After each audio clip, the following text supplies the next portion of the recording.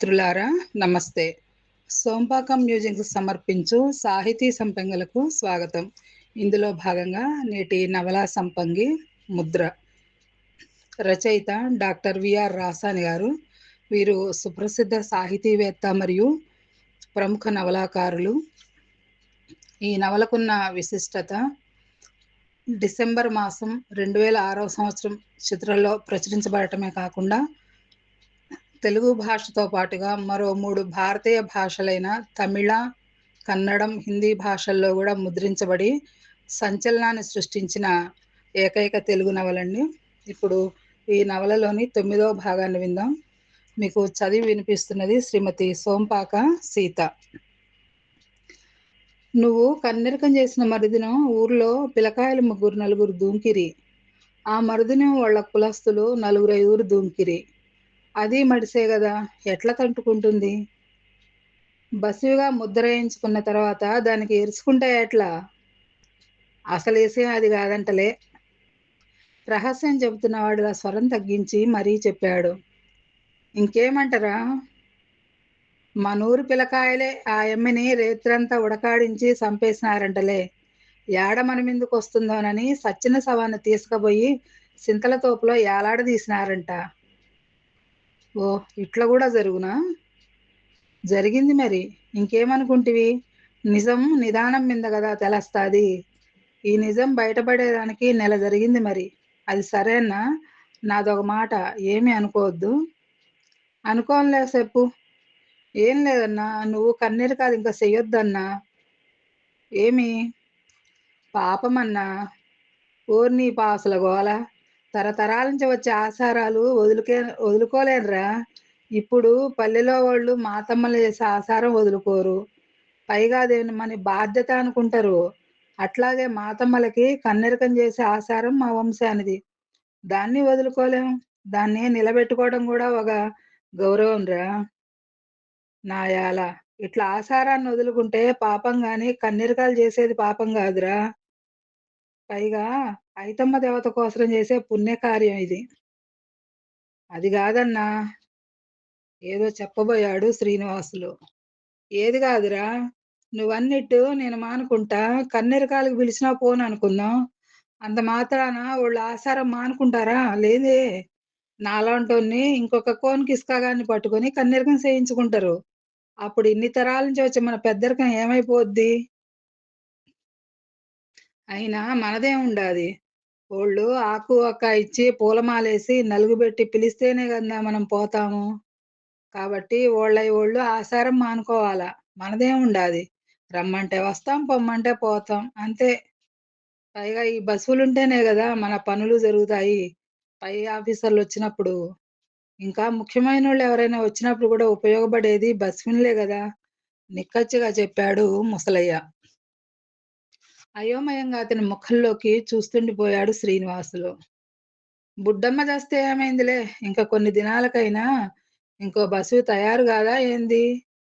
తిరిగి అతనే అన్నాడు మీసం దువ్వుకుంటూ. పొరక్కట్టెలు కావాలమ్మా, పొరక్కట్టెలో. ఇస్తరాకులు కుట్టేదానికి ఈన పుల్లలు కావాలా అమ్మా, ఈన పుల్లలో. వీధిలో ఆడకంఠం వేసిన కేక వినిపించింది. వాళ్ళ సంభాషణ ఆగిపోయింది.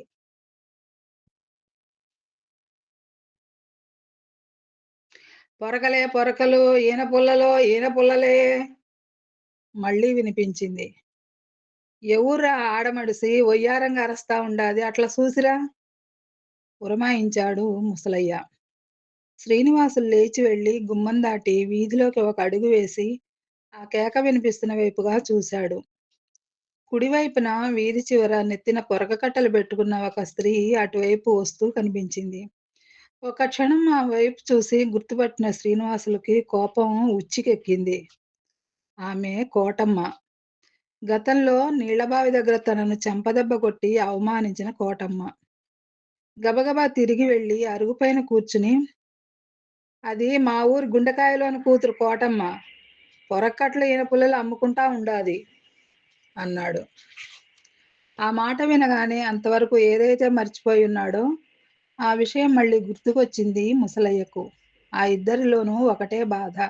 కోటమ్మ చేతిలో పరాభవం పొందిన బాధ అది. ఇద్దరిలోనూ ఒకటే ఆలోచన. దీన్నెట్లా సాధించాలా అని. ఇద్దరిలోనూ ఒకటే పట్టుదల. దీన్ని ఏ విధంగా వేధించాలా? తమ కసి ఎట్లా తీర్చుకోవాలా?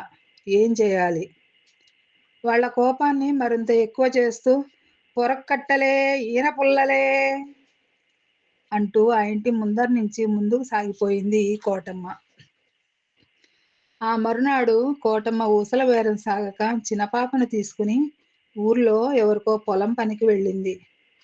గుండెకాయలాయన కమ్మపల్లెలో ఎవరో రైతు పిలిస్తే కొరమట్ల సంచి సంకకు తగిలించుకుని వెళ్ళిపోయాడు. సుబ్బయ్య ఆడుకోవడానికి ఎప్పుడో వీధిలోకి వెళ్ళిపోయాడు. ఇంట్లో ఆదెమ్మ ఆ రోజు పొద్దున్నే ముందు రోజు సాయంత్రం వండిన సజ్జ సంగటి చట్లో వేసి సట్టిగోకిన పిసరుతో కలిపి అంత ఉప్పేసి సద్దిని తయారు చేసి తలా 2 గ్లాసులు ఇచ్చి పంపేసింది. అది సమయం 10 గంటలు. మధ్యాహ్నం పూటకి అర్ధసేరు సజ్జల్ని రోట్లో పోసి దంచి ఎసట్లో వేసి ఉడికించసాగింది. ఉడికిన తర్వాత వేసి కెలకడానికి చెరిగిన పిండి, తవుడు ఒక చేటలో వేసి సిద్ధం చేసుకుంది.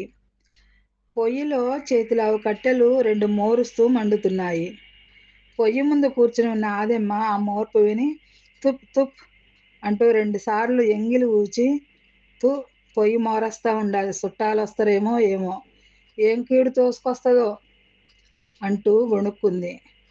పొయ్యి మీద ఎసట్లో ఉన్న సజ్జ నూకలు గుయ్యమని శబ్దం చేస్తూ వేడెక్కుతున్నాయి. ఆదెమ్మ ఒక్కసారి పక్కనున్న అవకేసి కలయబెట్టి పక్కన బెట్టింది. ఆ తర్వాత పైకి లేచింది. నీళ్ల కడవ తీసుకుని చేదబావి దగ్గరికి బయలుదేరింది. తను నీళ్లకొచ్చి అక్కడే కలిసింది బాలమ్మ. ఎవరో ఊర్లో స్త్రీ ఒకామె నీళ్లు చేదుకుంటోంది. "ఏమక్కా, ఈరోజు నువ్వొచ్చినావు నీళ్లకు" పలకరించింది బాలమ్మ. "పిల్లోళ్ళు పనికి పోయినారమ్మా" సమాధానం చెప్పింది ఆదెమ్మ. "మామ ఎక్కడికి పోయినాడక్కా?" "మీ మామ దా కంపల్లకల్లా బోయినాడు" తన కుడి చేతిని పైకెత్తి గాల్లోకి తిప్పుతూ చెప్పింది ఆదెమ్మ. నీళ్లు చేదుతున్న ఊరి స్త్రీ తన బిందెతో పాటుగా ఆదెమ్మ కడవలోనూ నీళ్లు పోసి నింపి తన బిందెనెత్తి నడుంపైన బెట్టుకుని చెయ్యి ఊపుకుంటూ వెళ్ళిపోయింది. ఆదెమ్మ వంగి తన కడవపైన చెయ్యేసి "అమ్మే, ఒక చెయ్యట్ల పట్టు" అంది. బాలమ్మ కూడా ఒక చెయ్యేసి కడవెత్తుకోవటంలో సహాయం చేసింది. ఆదెమ్మ కడవను భుజాన పెట్టుకుని తిరిగి ఇంటి ముందరకొచ్చేసరికి ఇంటి ముందర నిలబడి కొందరు అరుస్తున్నారు. ఏం జరిగిందో ఆదెమ్మకు అస్సలు అర్థం కాలేదు. ఏ ప్రమాదం ముంచుకొచ్చిందోననుకుంటూ ఆమె గుండె వేగంగా కొట్టుకోసాగింది. "గుండెకాయలాయన సుట్టింటి మీద పొగొస్తా ఉండాది సూడండి" ఓ కుర్రాడు బలంగా కేకలు పెడుతున్నాడు.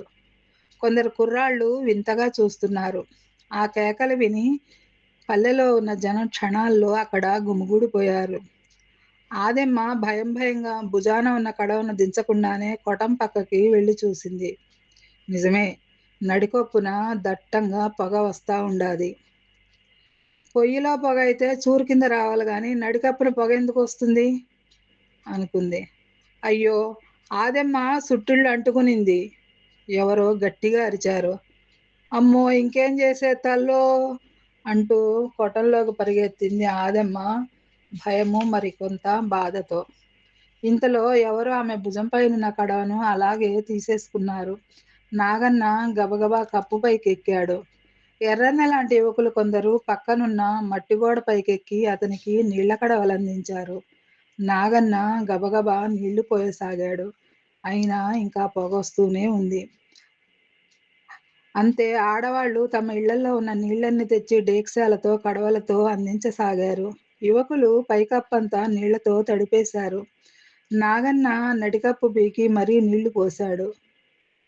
లోపల సందిట్లా కట్టెలేసి పొయ్యి మండించింది మహాతల్లి. ఎట్లో అగ్గిరవ్వలు పైకి లేసి పైన కప్పు అంటుకునింది. అంటుకుంటేనే ఆ మహానుభావుడెవడో కనుక్కున్నాడు కాబట్టి సరిపోయింది. లేకంటే పల్లె పల్లె మసైపోయి బూడిదైపోయుండేది. ఇంకొక గడవ గనక యామరిందంటే ఏమయ్యేది? ఆ మంట మళ్ళార్పను అలివైయుండేది గాదు. మొత్తానికి ఊరి అదురుష్టం. పల్లోళ్ళు చేసుకున్న పుణ్యం. లేకంటే ఈ వేరకు బిక్కుబిక్కుమంటూ పిల్లాజల్లా అందరూ ఈదులో ఉండాల్సొచ్చేది. ఇలా తలా ఓ మాట అనుకోసాగారు. పొగ పూర్తిగా ఆగిపోయింది.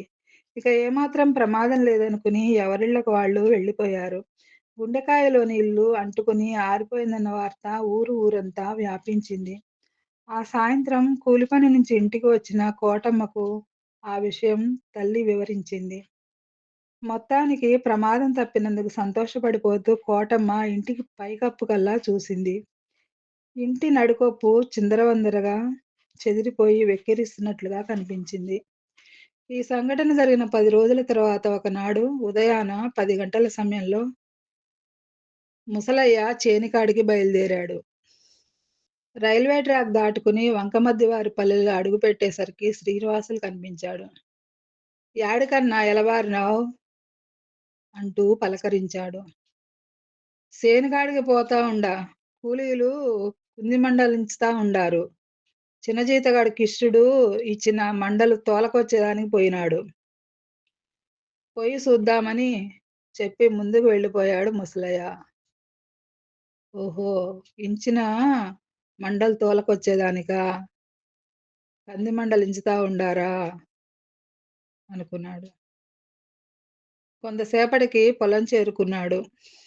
అక్కడ 4, 5 అడుగుల ఎత్తు వరకు పెరిగి ఉన్న కంది చెట్లు విరగకాసి పండిపోయి ఉన్నాయి. వాటిలో అక్కడక్కడ కాయలు లేకుండా వట్టి ఆకులు మాత్రమే ఉన్న గొడ్డు చెట్లు గూడా ఉన్నాయి. గొడ్డు చెట్లు లాంటివి గూడా ఉన్నాయి. ఆ గొడ్డు చెట్లను అలాగే వదిలేసి జానెడు పొడవు కోలే వదిలి చెట్లు వంచి కక్కుల కొడవళ్లతో కంది చెట్లు మొదళ్ళు కోసి కుప్పలు పెడుతున్నారు కూలీలు.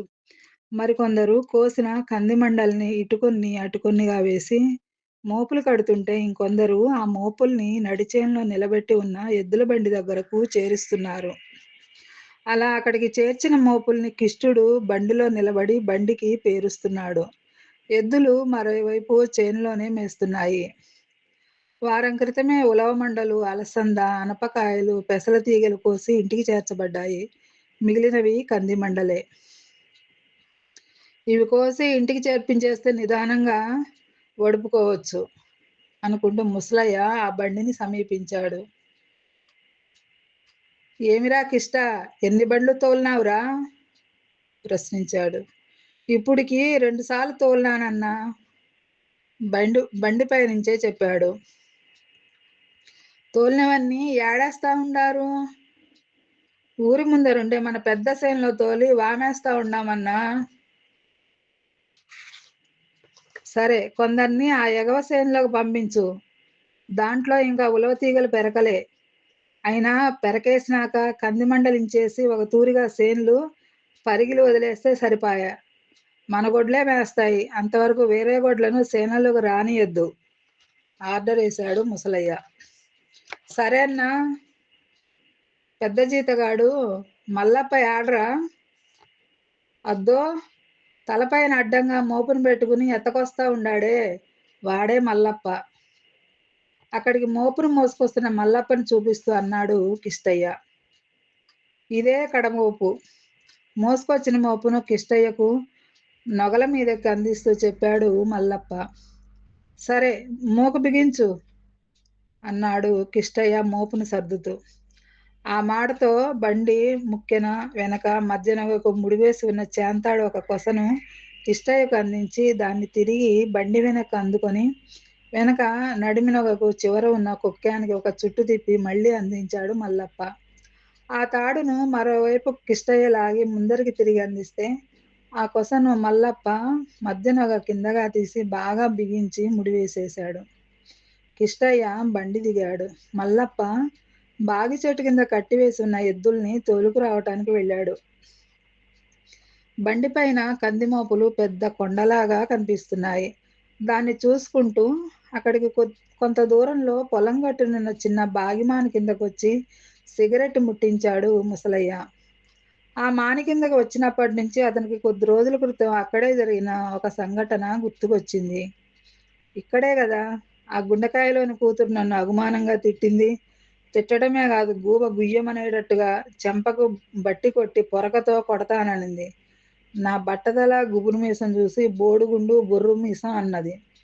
నిమ్మకాయలు నిలబడేంత గొప్ప మీసాలు నావి. ఇంత బతుకు బతికి ఒక అంటరాని దగ్గర ఇన్నిన్ని మాటలనిపించుకున్నానే. థు! ఇంక ఇంత అగుమానం జరిగినాక ఈ ధరణి పైన తలెత్తుకుని ఇంకా బతుకుతానే ఉండానే. ఎంత అగుమానం జరిగే! ఆనాడు మైసభలో దుర్యోధన చక్రవర్తికి జరిగినంత అగుమానం జరిగే గదా నాకు. ఆ దుర్యోధన చక్రవర్తి తన్ను జూసి అగుమానంగా నవ్విన ద్రౌపదిని ఊరికే వదిలినాడా? లేదే! మరి నేను మాత్రం ఎందుకు ఊరికే వదలాలా? దాని అంతు చూస్తా. దాని బతుకు పర్లాకిల పాలు బట్టిస్తా. తన గుండెను తానే గాయం చేసుకోసాగాడు. తనకు తానే శపథాలు పలుక్కోసాగాడు.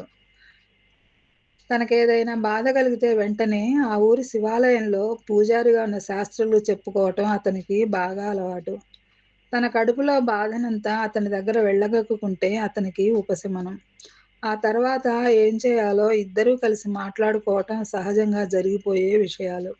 అందుకే ఈ విషయం ముందు శాస్త్రులకు జెప్పాలా. చెప్పి దాని కథ తేల్చే మార్గం యోచించాలా అనుకున్నాడు. అదే సమయంలో కందిమబ్బులతో బండి తోలుతున్నాడు కిష్టుడు. ఒరే కిష్టా!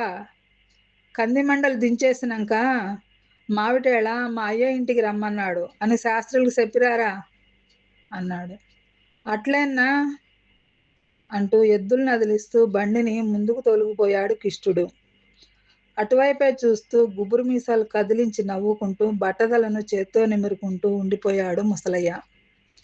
ఆ రోజు ఆదివారం. ఆదివారం వస్తే చాలు పులిచెర్లలో సంత జరుగుతుంది. సంత జరిగితే చాలు ఎక్కడున్న సారాయి ఆ ఊర్లో దిగిపోతుంది. ఇంకా ఆ రోజు చుట్టుపక్కల ఉన్న మందుబాబులకు పండగే. ఆ పల్లెవాళ్లకు కూడా ఆదివారం జాతరే. చెప్పులు కుట్టి సంపాదించిందో లేదా ఆడవాళ్ళు కూలీనాలి చేసి సంపాదించిందో ఎత్తుకుపోయి సారాయి అంగడిలోనో లేదా కల్లంగడిలోనో సమర్పించుకుని పీకల దాకా తాగేసి వచ్చేది ఆ పల్లెవాళ్లకు బహు అలవాటు. అందరితో పాటుగా ఆ రోజు రాత్రి కూడా గుండెకాయలోడు పీకల దాకా కల్లు తాగాడు. తాగినోడు మొగుడు కాదు, తాటిమాను ఇల్లు కాదు, తం తగరమే బంగారము కాదురో ఓరెరికిలి, తగులుకున్నోడు దేవుడు గాదురో, అప్పన్న అత్తన్న మన్న అసలు సత్యమిదేనన్నా. నత్తి నత్తిగా పాట పాడుకుంటూ ఇంట్లోకి అడుగుపెట్టాడు. కోటమ్మ భరించలేకపోయింది. ఆదెమ్మ అగ్గి మీద గుగ్గిలమే అయ్యింది. ఈణం పాణం లేదంటయ్యా నీకు? మళ్ళా తాగేసొచ్చినావు? ఒగిసాడ బిడ్డే. పీతి కష్టం చేసి సంపాదించి సంసారం ఈదకొస్తా ఉంటే తాగేసొచ్చినావు ముండమొగుడా. తాచుపాములా సర్రున పైకి లేచింది. ఎప్పుడూ పిల్లిలా ఉండే అతను తాగి వచ్చి ఉండటంతో పులిలాగా అయ్యాడు. ఏయ్! ఆది మాట్లాడొద్దు మాట్లాడన్నానా? మక్కెలిరగదంతా నోరు మూసుకోయే. నిజమేనే నేను తాగేసొచ్చిన. దొంగతనం చేసి తాగలేదే. లేకంటే ఊరోళ్ళ సొత్తుతో తాగలేదే. నా సొత్తుతో తాగినా. మొన్న రెడ్డేరిపల్లిలో ఒక పెళ్ళికి పలక కొట్టను బోయింటే ఓళ్ళు దుడ్డిచ్చిరి. మాయమ్మ సచ్చి ఏ లోకానుండాదో దాన్ని సాక్షిగా చెప్తా ఉండా. ఆ దుడ్డుతోనే తాగేసొచ్చిన. అంతేగాని ఎవడబ్బా సొత్తుకు పోలేదే. నీ యమ్మ మొగుడు సొత్తు తాగలేదు. తడబడుతూ ఏం మాట్లాడుతున్నాడో అర్థం గాకుండా ఎడాపెడా వాగుతున్నాడు. ఎగిరెగిరి మాట్లాడాడు. తూలుతూ, రొప్పుతూ మాట్లాడాడు. అది గాదు నాయనా! ఎందుకు మేము కన్నా అగసాట్లు పడి సంపాదిస్తా ఉండాము. మనందరి కడుపుల్లోకి ఇంత దిగేదానికి గదా! కానీ నువ్వు మాత్రం మా అందరి కడుపులు గొట్టి నీ కడుపు మాత్రం సూసుకున్నావు. నీ సుఖం సూసుకున్నట్లున్నావు. చేయి పట్టుకుని ఓ మూల కూర్చోబెట్టి నిష్ఠూరాలాడింది కోటమ్మ. చిన్న పాప, సుబ్బయ్య బిక్కుబిక్కున జూస్తూ మరో మూల కూర్చొనున్నారు. తల్లి అమ్మా! నువ్వు నా తల్లివి, నా దేవతవి. నీతో నేను కొట్టాడనమ్మా! తప్పు సేసేసినాను. నన్ను కొట్టు తల్లే! తాగేసొచ్చిన ప్రతిసారీ ఇదే మాట. ఎప్పుడు మాట నిలుపుకున్నాడు? అన్నీ నీళ్ళ మూటలే ఎత్తు పొడుపుగా అంది ఆదెమ్మ. ఇంగా దాగనంటే దాగను నీ సాక్షిగా, సుబ్బయ్య సాక్షిగా, మన ఇలవేల్పు అయితమ్మ సాక్షిగా. ఇక తాగనంటే తాగనంతే తూలుకుంటూ చెప్పాడు. సరే ఈసారన్నా మాట మీద నిలబడు అంది ఆదెమ్మ. రంపు చేయకుండా కొట్టంలోకి పొయ్యి పడుకోబా చెయ్యి పట్టి లేపి కొటంలోకి తీసుకొచ్చి వదులుతూ అంది కోటమ్మ ఈసడింపుగా. ఇంటిని పోషించాల్సిన ఇంటి యజమాని ఏమీ పట్టనట్టుగా పీకలదాకా తాగేసొచ్చినందుకు ఈ ఊర్లో మగోళ్ళు ఎప్పుడు బాగుపడతారురా తండ్రి అనుకుంటూ తల్లి కూతుళ్ళు తల పట్టుకుని అలాగే కూర్చుండిపోయారు. గుండెకాయలోడు ఏదో సణుక్కుంటానే ఉన్నాడు కొటంలో. మిత్రులారా, ఈ భాగం సమాప్తం. మీకు ఈ నవల నచ్చినట్లయితే లైక్ చేయండి, మీ మిత్రులకు షేర్ చేయండి, కామెంట్ రాయండి. మీ అభిప్రాయాలను కామెంట్ రూపంలో తప్పకుండా పంచుకోండి. సబ్స్క్రైబ్ చేయటం తెలవని వాళ్ళకి చిన్న మనవి, ఈ వీడియో కింద సబ్స్క్రైబ్ చేయండి అని తెలుగులో కానీ లేకపోతే సబ్స్క్రైబ్ అని ఆంగ్లంలో కానీ మీకు అక్షరాలు కనపడతాయి. వాటిని మీరు నొక్కితే సబ్స్క్రైబ్ అవుతారు. నేను ఈ ఛానల్లో వినిపించే మిగిలిన కథలను, గజల్స్ను, అట్లాగే చదివిన నవల్స్లోని ఆడియో భాగాలన్నింటినీ కూడా మీరు వినే అవకాశం ఉంటుంది కాబట్టి తప్పకుండా సబ్స్క్రైబ్ చేయాలని నా మనవి. మరో భాగంతో రేపు మీ ముందుంటానండి. అంతవరకు సెలవు. ధన్యవాదాలు.